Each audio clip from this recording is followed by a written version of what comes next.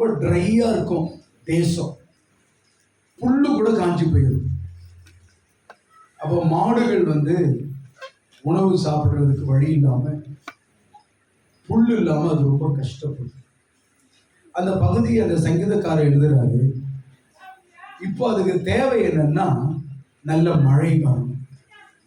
நல்ல மழை வந்தா அந்த புல் நல்ல பசுமையா வளர ஆரம்பிச்சு. இப்படிப்பட்ட சூழ்நிலையில் இருக்கிற மக்களுக்கு ஆவியானவர் தம்முடைய அபிஷேகத்தை மழை மாதிரி தருகிறதாக வேதம் சொல்லுது.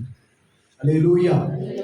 அந்த காய்ந்து போன நிலைமையில அது நம்ம பாவத்தில் இருக்கிற நிலைமையாகவும் இருக்கலாம், சாபத்தில் இருக்கிற நிலைமையா இருக்கலாம், குழப்பத்தினால வழி தெரியாம போற நிலைமையா இருக்கலாம்.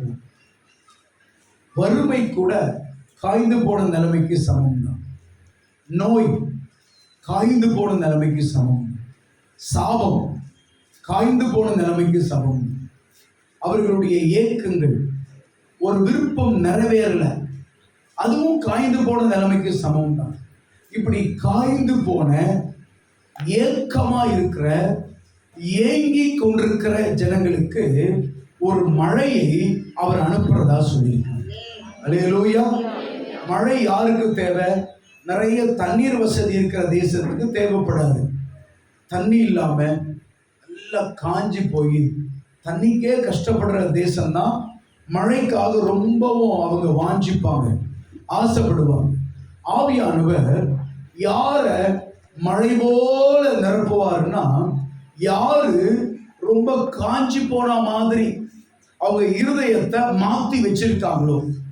அதுதான் வேதம் சொல்லுது, தாகம் உள்ளவனுக்கு மேல நான் தண்ணீரை ஊற்றுவேன், வறண்ட நிலத்துல நான் ஆறுகளை ஓட பண்ணுவேன் அப்படின்னு. அப்ப ஆண்டவர் உன்னை ஊற்றுறதுக்கு முன்னாடி அவங்கள ஆயத்தப்படுத்துற. என்ன படுத்துறாரு? ஆயத்தப்படுத்துற. சாப்பாடு கொடுக்கறதுக்கு முன்னாடி பசியை உண்டாக்குற மாதிரி நினைச்சுக்கோங்களேன். அவர் ஒரு கூட்டம் நடத்தும் போது 3 நாள் ஒரு கூட்டம் நடத்துறாரு. பொதுவா காலையில சாப்பிட்றவங்க வேலை செய்துட்டு அப்படியே இருந்துருவாங்க, பசிக்காது. 11 மணி வரைக்கும் பசிக்காது, 12 வரைக்கும் கூட பசிக்காது. 1 மணி கிட்ட வரும்போது பசி வந்துடும். அதுவும் 2 வேளை சாப்பிடலன்னா ஓவர் பசி ஆயிடும். ஆனா இவர் பாருங்க, அவங்களுக்குள்ள ஒரு பசியை உண்டாக்குனாருன்னு கூட சொல்லலாம். எத்தனை நாளா உண்டாக்குனாருன்னா 3 நாளா உண்டாக்குனார். எத்தனை நாளா அவங்களுக்கு சாப்பாடு இல்லை? 3 நாளா அவங்க சாப்பாடு இல்லாம என்ன கேட்டுட்டே இருக்காங்க? வசனத்தை கேட்டுட்டே இருக்காங்க. ஒருவேளை சாப்பாடு இல்லைன்னாவே நமக்கு ரொம்ப பசிக்கும். ஆராதனைக்கு காலையில சாப்பிடலன்னா மதியம் ரொம்ப பசிக்கும். அதிகமா சாப்பிடலாமான்னு கூட நினைப்போம். நீ நிறைய சாப்பிட பாருங்க, ரொம்ப பசிக்குது அப்படின்னு நினைப்போம். அதுவே ஒரு நாள் ஃபுல்லா சாப்பிடலாம்னா எப்படி இருக்கும் பாருங்க, பயங்கரமா பசிக்கும். எது கிடைச்சாலும் சாப்பிட்டுடலாமா? டயட் கண்ட்ரோலே கிடையாது, என்னவோ தின்றுவோம். அதுவும் 2 நாள் பசி வந்துச்சுன்னா, இது வரைக்கும் சாப்பிடாததை கொடுத்தா கூட வாழைப்பழமா தோலையும் சாப்பிடலாம், அவ்வளோ பசி. அதுவும் 3 நாள் பசி வந்துச்சுன்னா எதை கடிச்சு சாப்பிடுவோன்னு எலும்பு மீனை முள்ளோட வெளிங்கிடலாமா? அவர் சொல்றாரு, ஒரு மனிதன் மேல அவருடைய அபிஷேகத்தையும் அவருடைய தண்ணீரையும் அவருடைய உணவையும் ஊற்றுவதற்கு முன்பதாக அவளுக்கு நல்ல பசி வரட்டும் அப்படின்னு அவர் என்ன பண்றாருன்னா வெயிட் பண்றாரு. என்ன பண்றாரு? வெயிட் பண்றாரு. ஏன்னா சிலர் இருக்கிறாங்க, ஒருவேளை பசினா அசால்ட்டா தாங்குவாங்க, 2 வேளைனா கூட அசால்ட்டா தாங்குவாங்க, 3 வேளைனா கூட அசால்ட்டா தாங்குவாங்க, 5 வேளை கூட அசால்ட்டா தாங்குவாங்க. இந்த 3 நாள் உபவாசம் போடுறவங்க இந்த 3ஆவது நாள் தான் ரொம்ப பேஜாராகிடுவாங்க, ரொம்ப டயர்ட் ஆகிடுவாங்க. ஆண்டவர் அவங்களை பார்க்குறாரு, இன்னும் நல்ல பசி வரட்டும். ஆமென். இன்னும் நல்ல பசி. இப்போ கொடுத்தா சாப்பிடுவாங்க தான், ஆனால் நான் என்னதான் கொடுக்க போறேன்? சாப்பாடு, சாம்பார், ரசம், கூட்டு, பொரியல், அவியல், துவையல், வடை, பாயாசம், இதுவா கொடுத்தாரு? என்ன கொடுத்தாரு? அப்போ மீன் பிரியாணி கொடுக்கல, அப்போ மீன் தான் கொடுக்க போறேன். இவங்களுக்கு நல்ல பசி வரணும். நல்ல பசி வந்தாதான் இதை சாப்பிட்டா அவங்களுக்கு என்ன வந்துடும்? திருப்தி வந்துடும். அல்லேலூயா. இதே மாதிரி வேற எங்க ஆண்டவர் செய்தாரு? நீங்க வாசிச்சிருப்பீங்க, யாத்திராகமத்துல ஒரு இடத்துல ஜனங்க வராங்க, அவங்களுக்கு தண்ணீர் இல்லை. இப்ப நீங்க சொல்வீங்க, பாஸ்டர் சாப்பாடு இல்லைன்னா கூட ஒரு நாள் அட்ஜஸ்ட் பண்ணலாம் பாஸ்டர், தண்ணி இல்லைன்னா முடியாது. தண்ணீர் எவ்வளவு தேவை, நாக்கு வறளுது. அதுவும் வெய்ய நேரத்துல, மே மாச நேரத்துல காலையிலிருந்து சாயந்தரம் வரைக்கும் வெயில்ல நடக்கணும், தண்ணி குடிக்க கூடாதுன்னா அந்த நாக்கு, அந்த தொண்டை என்ன ஆகும் நீங்க சொல்லுங்களேன்? பயங்கரமா வறட்சி ஆயிடும், உயிர் போற மாதிரி ஆயிடும். எங்கேயாவது தண்ணி கிடைக்குமா? அது அவங்க எச்ச பண்ண தண்ணியோ, கீழே இருக்கிற தண்ணியோ, சுத்திகரித்த தண்ணியோ, மினரல் வாட்டரோ, அது காவாயில ஓடுற ஏதோ ஒன்று குடிச்சு போடலாம், உயிர் போதலாப்பா. இப்படி வெயில்ல 3 நாளா நடக்கும் போது படிப்படியா தாகம் அதிகமாயிட்டே இருக்கும். ஒரு நாள் தாகம் அட்ஜஸ்ட் பண்ணாங்க, வாட்டர் பாட்டில் கேன கீடு ஏதோ சாப்பிட்டுக்கிட்டே இருந்தாங்க. 2 நாள் தாகம் அட்ஜஸ்ட் பண்ணாங்க. 3 நாளும் தாகம் முடியல அவங்களால. இப்ப எதை அதிகரிக்க வைக்கிறாரு சொல்லுங்க? தாகத்தை அதிகரிக்க வைக்கிறாரு. நம்மெல்லாம் 3 நாள் தாகம் நான் தாங்க மாட்டேன், உபவாசம் கூட இருக்கலாம், அவர் கிருபை கொடுத்தாருன்னா.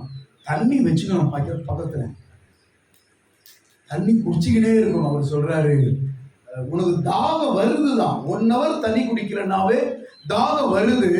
ஆனா உன்னை நான் அபிஷேகம் பண்றதுக்கு ஏன் பார்வையில இந்த தாகம், உனக்கு பசி இருக்கிறது தான். இப்ப கொடுத்தாவோட 2 பண்ணு சாப்பிட்டுருவோம். காலையில் எழுந்த உடனே சொல்லுவோம், மம்மி நீங்க என்ன சாப்பாடு செய்ய போறீங்க அப்படின்னு கேட்டுருவோம். காஃபி 4 பிஸ்கட் சாப்பிட்டுருவோம், மறுபடியும் கேட்போம். அவரு எப்படி கொடுக்கிறாருன்னா, நல்லா என்ன வரணும், நல்லா என்ன வரணும், சத்தமா பசி வரணும், நல்லா தாகம் வரணும். அவங்களுக்கு மினிமம் 3 நாள் என்ன வர வச்சாரு? முதல் நாளே தண்ணி கொடுக்க முடியும். தேவனால் கூடாத காரியம், தேவனால் கூடாத காரியம் ஒன்றும் இல்லை. உடனே கொடுக்க முடியும். ஒரு விக்கல் வந்த உடனே இந்தாப்பா 20 லிட்டர் கேன் ஃபுல்லா குடிச்சிக்கப்பான்னு கொடுப்பேன். கொடுக்கவே இல்லை. ஏன் தெரியுமா மகனே? இந்த தாகம் பத்தாது மகனே, இந்த தாகம் பத்தாது, இந்த வாஞ்ச பத்தாது. நான் கேட்கிறேன், அவர் கொடுக்கல.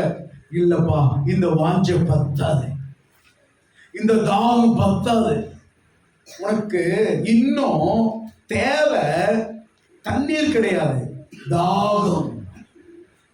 ஆமென். உனக்கு இந்த தாகம் நான் நினைக்கிற அளவுக்கு வரணும். சோ நான் வெயிட் பண்ண. சில நேரம் நம்ம ஒரு சரீர சுகத்துக்காக ஜெபம் பண்ணுவோம்.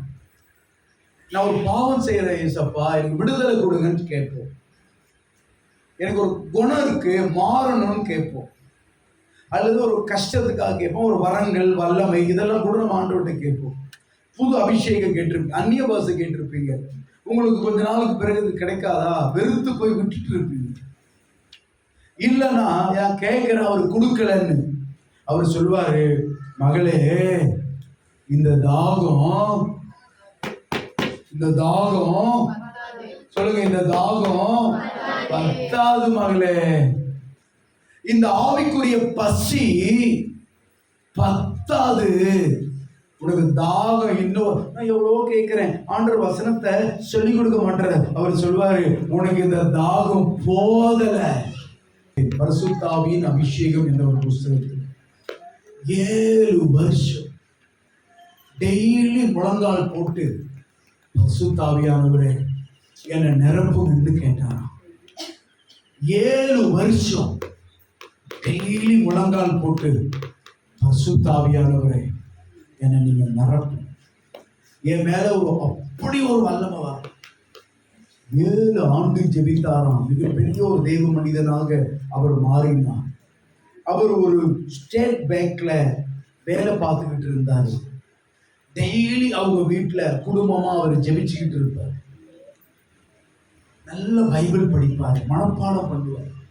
டெய்லி முட்டி போட்டு கேட்பாராம், அருமையா ஆவியானவரேன்னு கேட்பார். அபிஷேகமே வரல. ஒரு நாள் ரொம்ப வருத்தம், ரொம்ப கோபம், ரொம்ப தாகம். கடைசியா உட்கார்ந்துட்டாரா, இன்னைக்கு நீங்க கொடுப்பீங்களா கொடுக்க மாட்டீங்களா, நான் இவ்வளோ வாஞ்சியா கேட்கிறேனே. அன்னைக்கு அவர் ரொம்ப அழுதாராம். அன்னைக்குதான் ஆண்டவர் அவரை நிரப்பினார். ஆண்டவர் பார்வையில் அந்த 3 நாள் அப்பதான் முடிஞ்சிருக்குது. கணத்துக்குரிய பாத்திரமா அவருதான் மாத்தினார்.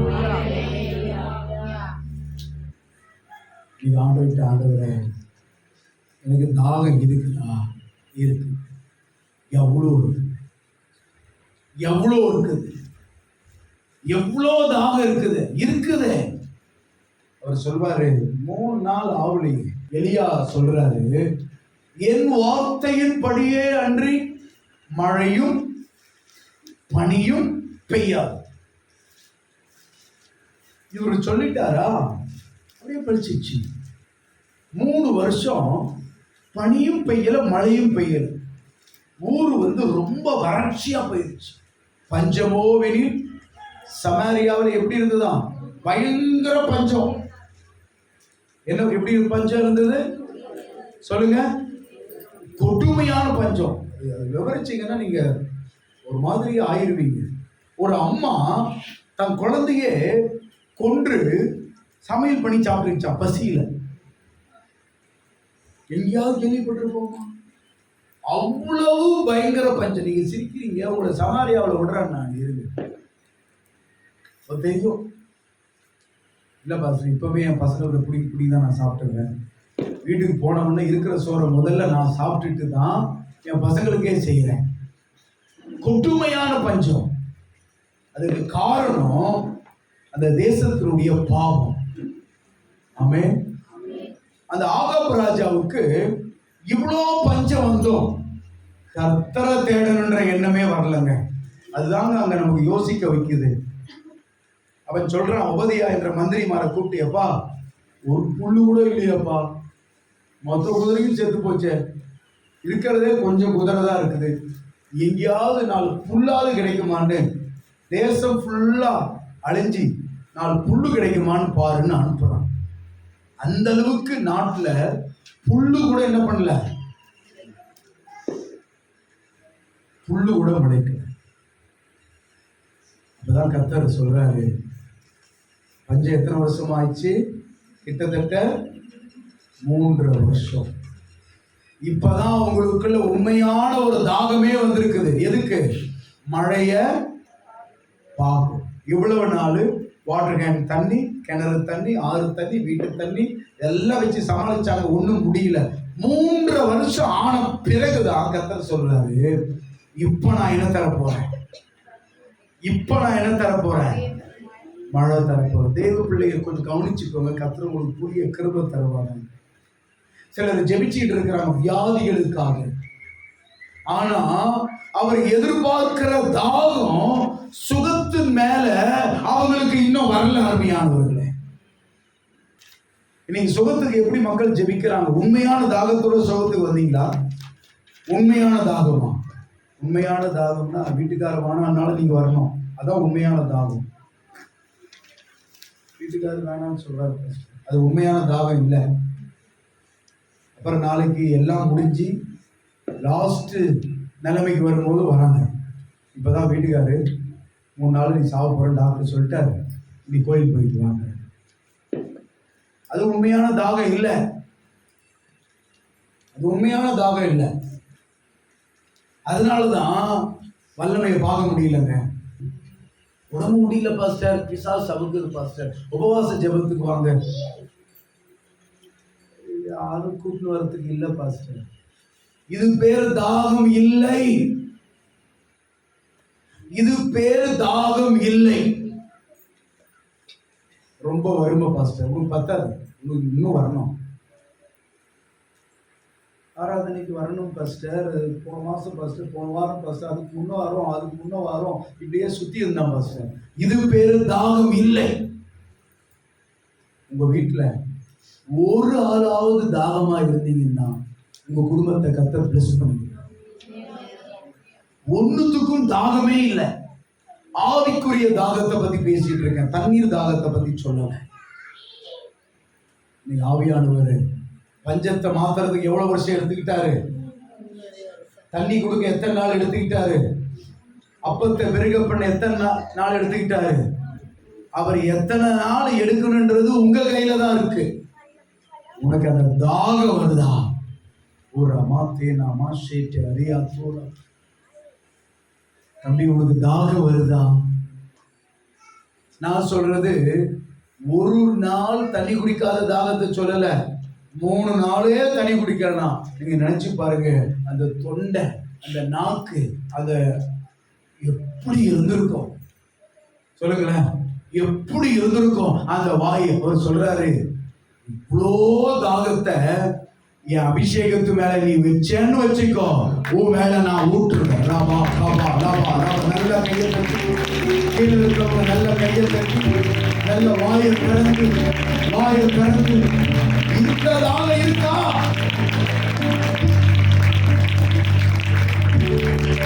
ஐயா, இந்த தாகம் இருக்குதா?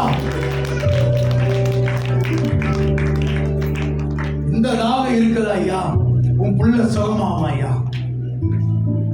நிச்சயமா சுகமாவா ஐயா? இந்த தாகம் இருக்குதா? உன் வறுமை மாறும். இந்த தாகம் இருக்குதா? அது என்ன பிசாச வேணாலும் இருக்கட்டும்,